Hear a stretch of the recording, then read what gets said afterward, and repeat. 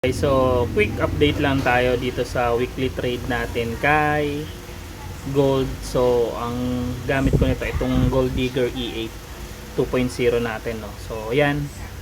So ang kinita niya, so naka-cent account kasi ako. So kumita siya ng 53.5381.29 or i-convert sa US dollar nasa $53.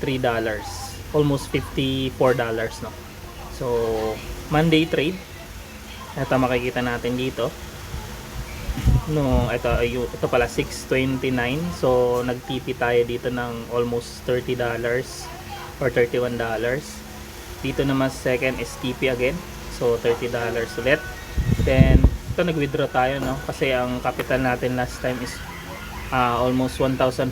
So ginawa na lang natin siyang 1,000. And then tuloy-tuloy, no. Then nung third day, ito na break even ako dito. So kumita lang ako dito ng $3 or 351.48 in cent. Tapos nung day 4 or nung Thursday, tatalo tayo na SL hit naman tayo, natalo tayo ng $19. And then nung Friday, nag manual close ako kasi ayoko nag-hold ng trade. So sinecheck ko yan lagi kung sakali may open position ako ng Friday, automatic manual close ko na lang yan. So dito kumita ko na $7.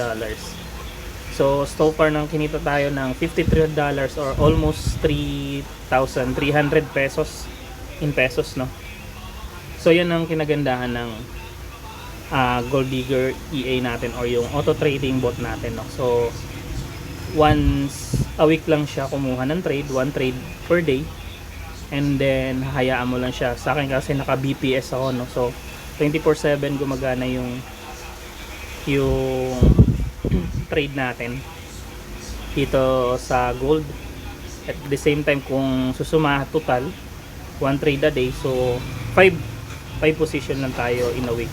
So far in a week kumita tayo ng $53.81 nang walang ginagawa. So dinevelop lang natin tong EA na to, and then siya na bahala mag trade, no.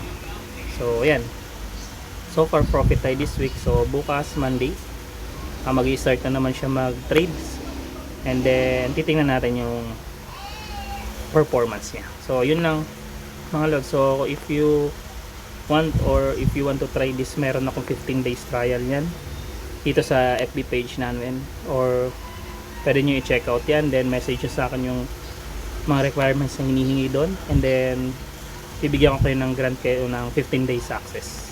So yun lang sa ngayon, update tayo ulit next week.